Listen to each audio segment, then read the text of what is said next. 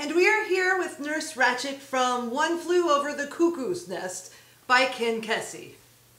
Hello, Nurse Ratchet. That is your name, right? Yes, but you can call me Mildred if you'd like.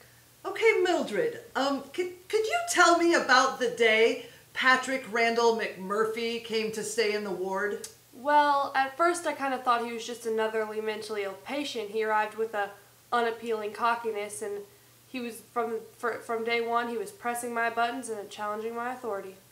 Oh, really? What were some of the ways that McMurphy seemed to challenge your authority? He would often make a fuss about taking his medicine, or he'd try to convince some patients that something was unfair in order to start an uprising. And he was very good at, finding people's weak spots. He had no trouble with doing that. He was a manipulator, and he was especially good at manipulating the patient's most unconfident. Okay, so what was McMurphy's relationship like with those other patients? Well, to many of the other patients, McMurphy kind of seemed like a gift from God. Unfortunately, with him challenging the authority, the patients ended up getting a lot more freedom than before.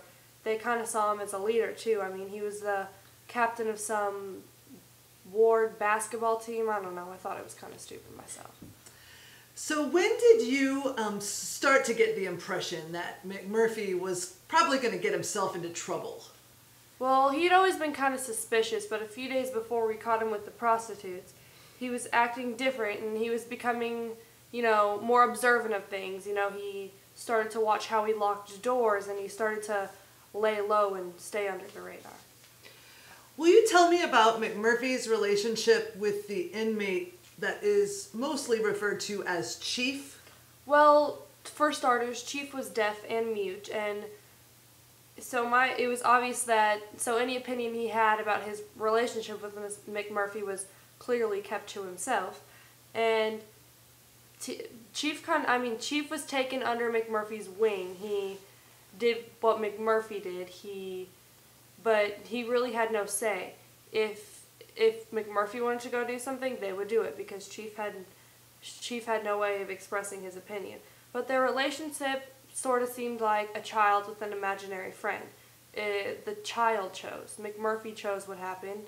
It was a one-track relationship, and nobody else really got to say in it. Would you tell me about the night that McMurphy was caught with the prostitutes?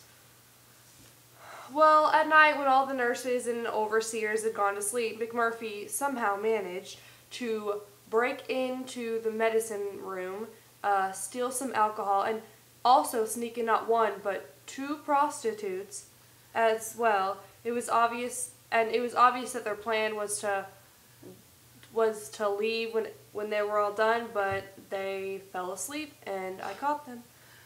Wow, what happened after you and the nurses then found McMurphy with the prostitutes? In anger and embarrassment that he had been caught, he attacked me and tried to choke me and kill me, and he was scratching, and it took so many nurses to try to pry him off of me so he wouldn't kill me. Then he was sent to a mentally disturbed ward where they performed all kinds of experiments and dangerous tests on him, and when he came back to his original ward, he was nothing but a vegetable. Well, what happened after that? Well, Chief ended up killing McMurphy to put him out of his misery. So, do you feel bad about McMurphy's death? No, he had it coming, and he was gonna die anyways. We didn't really like it. Really? Yeah. Thank you, Nurse Ratchet. Thank you.